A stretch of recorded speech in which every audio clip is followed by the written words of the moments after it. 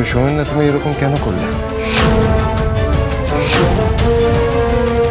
লোভ মিস্টার সেন, লোভ ষড়রিপুর সবচেয়ে বিপজ্জনক একটা। টাকার লোভ, সম্পত্তির লোভে সৌমেনদা অন্ধ হয়ে গেছে। মিস্টার সেন, এবার আপনি আমার কাছ থেকে সত্যিটা শুনুন। উনি আসলে কোনোদিনও আপনারা দিদি ভালো চানইনি। ওনার নজর খালি এই কোহিনূর রাজবাড়ি আর আপনার প্রপার্টির ওপর ছিল। দ্যাটস ইট, ব্যাস, আর কিচ্ছু না।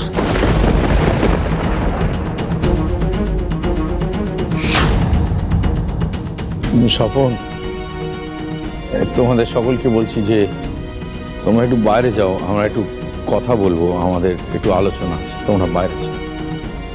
এই, তোমরা সবাই ওইদিকে চলো। পরিতোষদা আছেন, টাকার জন্য কোনো চিন্তা করতে হবে না। এসো সবাই, এসো এসো, এদিকে এসো। কি সৌমেনদা, আমি বলেছিলাম না খুব তাড়াতাড়ি আপনার সত্যিটা সবার সামনে এনে দেব। কিন্তু অদ্ভুত, এইবারে সত্যিটা বলার জন্য আমাকে কিছু করতেই হলো না। আপনি নিজেই নিজের জালে জড়িয়ে পড়লেন। ষড়রিপুর সবচেয়ে বিপজ্জনক এক। দাঁড়াও পিহু, এত তাড়াহুড়ো কিসের? সবে তো খেলা শুরু হলো। আমি তোমাকে অন্ধের মতো ভরসা করেছিলাম সৌমেনদা। দিদি তোমাকে সবটা দিয়ে ভালোবেসেছে, আমাদের পুরো পরিবার তোমাকে এতটা আপন করে নিয়েছে, আর তুমি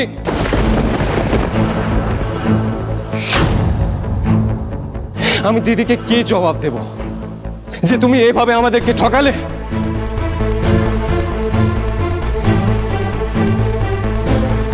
আমারও তোমার মতো একই অবস্থা এসে, আমিও ভরসা করে বারবার ঠকেছি।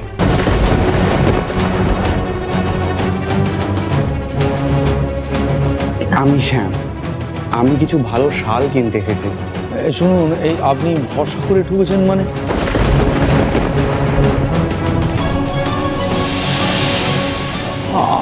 আপনি তো আসল পরিচয় গোপন করেছেন।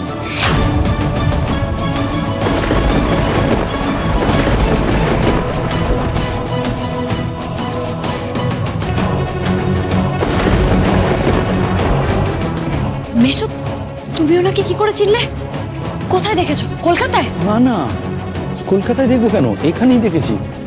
আপনি এসেছিলেন না আমাদের বাড়ি, উনি এসেছিলেন আমাদের বাড়ি, ওই শাল কিনতে এসেছিলেন। নামটা নামটা কি যেন বলেছিলেন? শ্যাম শ্যাম শ্যাম বলেছিলেন। উনি যে রুষার হাজবেন্ড, ওনার নাম যে সৌমেন, উনি বলেননি। আর কত আর কত পালাবেন সৌমেনদার? কটা মুখোশ পরে থাকবেন সবার সামনে? বাপ কখনো বাপকেও ছাড়ে না সৌমেনদা। আর এই বৃষ্টি বাড়িতে আমাদের যখন প্রথম আলাপ হয়েছিল, তখনও আপনি নিজের পরিচয় শ্যাম নামেই দিয়েছিলেন, তাই না? দিয়েছিলাম কেন সৌমেনদা? কেন কেন দিয়েছিলে? তুমি তুমি তোমার নিজের নাম গোপনে কেন রেখেছিলে বলো সৌমেন? এই পরিচয়টা তো মিথ্যে নয়, তাই না? আর হ্যাঁ, আমি আপনার বাড়িতে শাল কিনতে গেছিলাম রুষার জন্য। আমি আমার নামটা শ্যামই বলেছিলাম, আর সেটা কিন্তু মিথ্যে নয়। এই সেন বাড়ির জামাই, রুষার বর, এর বাদেও আমার একটা পরিচিতি আছে। আমার একটা ব্যবসা আছে, সেখানে সবাই আমাকে শ্যাম বলেই চেনে, শ্যামবাবু বলে ডাকে। এই ঋষি, তুমি জানো না? জানেন তো, চিরটাকাল ভেবেছি যাতে আমার যোগ্যতায় আমার পরিচিতি, যাতে ঋষি সেনের ছত্রছায়া না থাকতে হয়, তার জন্য নিজের পার্সোনালিটিটা যেন ঠিক থাকে, এই নামটা আমি ইউজ করেছি। কিন্তু আমি ভাবতে পারিনি যে এই নামটাই আজকে আমার কাঠগড়া এসে দাঁড় করাবে। সৌমেনদা এত সহজে নিজের মুখে সব স্বীকার করে নিচ্ছে, এটা আবার নতুন কোনো চাল নয় তো? সৌমেনদা চাইছেটা কি? আমি অনেক দিন ধরেই ভাবছিলাম যে আমাকে কেউ একজন ঠকাচ্ছে, আমার বিশ্বাসের সুযোগ নিচ্ছে, কিন্তু কিছুতেই ফাউল করতে পারছে। আমি তোমাদেরকে লুকিয়ে বৃষ্টি বাড়িতে মাঝে মাঝেই চলে এসেছি, তোমাদেরকে আমি সত্যি ইনভলভ করতে চাইনি। আমি নিজে দোষীটাকে ধরতে চাইছি। মানে আসল দোষী কে? আসল দোষী এখানে মিসেস সেন।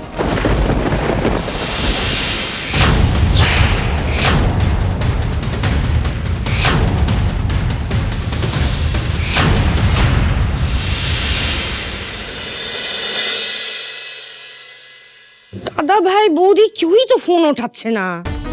ওরা ফোনটা ধরছে না কেন বলতো? এখন কি করে বুঝবো ওখানে কি হচ্ছে? আরে দিদি তুমি একটু রিল্যাক্স করো, কারোর কিচ্ছু হবে না। আরে সৌমি, তুই কেন বুঝতে পারছিস না? আমার হাত থেকে পিহু আর ভাইয়ের ছবিটা পড়ে যাওয়ার পর থেকে অদ্ভুত ভাবে আমার মনটা কিরকম ও ডাকছে। আর ওদের কিসের এত ব্যস্ততা রে? একটা ফোন রিসিভ করতে পারছে না।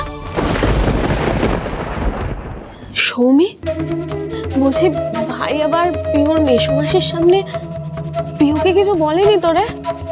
হ্যাঁ দেখো, এই ভয়টা তো আমারও করছে। বাড়িতে কোনো সমস্যা হলে তুমি ঠাম্মি তোমরা সামনে নাও, ওখানে আবার দাদা ভাই কিছু বললে।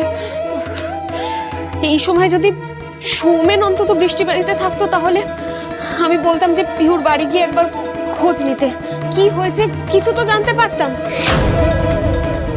ভগবান তুমি দেখো, পিহু আর ভাইয়ের যেন কোনো ক্ষতি না হয়, ওরা যেন সুস্থ থাকে, ঠিক থাকে। দিদি তুমি এরকম কেন করছো? এত টেনশন করো না, শরীর খারাপ হবে তো তোমার এখন। আচ্ছা দিদি শোনো, আমার মনে হয় দাদা ভাই বৌদি ওরা নিশ্চয়ই ব্যস্ত আছে কোনো একটা কাজে। এই কি এমন ব্যস্ততা রে? এতবার করে ফোন করছি, কেউ একজন ফোন রিসিভ করতে পারছে না। আরে দুজনের মধ্যে কেউ তো ফোনটা ধরবে। আমার এবার রীতিমতো ভয় করছে। এই ঋত্বিক আছে না ওখানে? আরে ঋত্বিককে একটা ফোন কর না, ও তো জানবে অ্যাটলিস্ট যে পিহু আর ভাই কোথায় আছে। দাঁড়াও দাঁড়াও দাঁড়াও দাঁড়াও, তাড়াতাড়ি কর। করছি 1 মিনিট।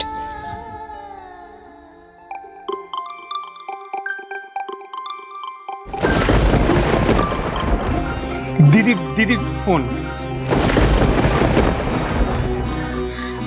কি কি বলবো এবার দিদিকে? আমি তুমি কথা বলো না, কথা বলো, তুমি কথা বলো। আমি কি বলবো ঋত্বিক? আমি কিছু একটা, ফোনটা তুলে কিছু একটা বলে ম্যানেজ করো না।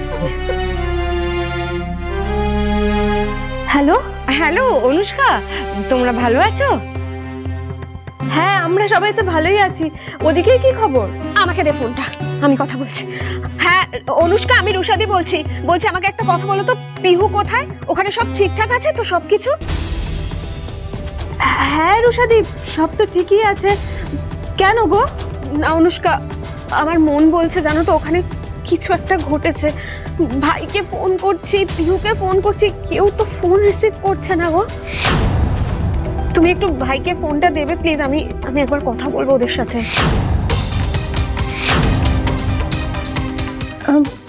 রুশাদি, জিজু তো বেরিয়েছে গো একটু।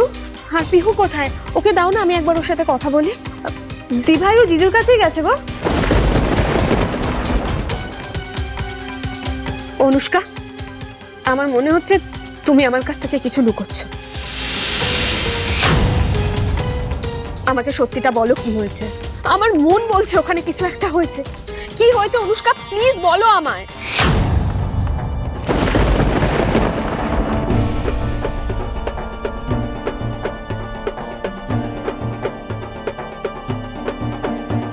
রুশাদি, জিজু না দিভাইকে বৃষ্টি বাড়িতে রেখে চলে গেছে।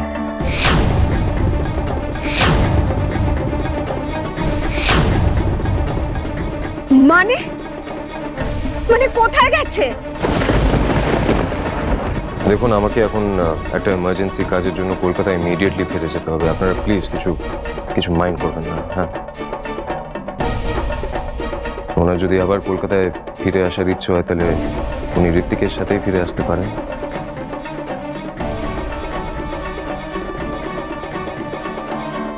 ঋত্বিক কোথায় অনুষ্কা? ওকে এক্ষুনি ফোনটা দাও। হ্যাঁ দিদি বলো। ঋত্বিক, তুই এক্ষুনি অনুষ্কাকে নিয়ে কোহিনূর রাজবাড়িতে যা। আমার মন বলছে ওদের কোনো বড় বিপদ হতে চলেছে।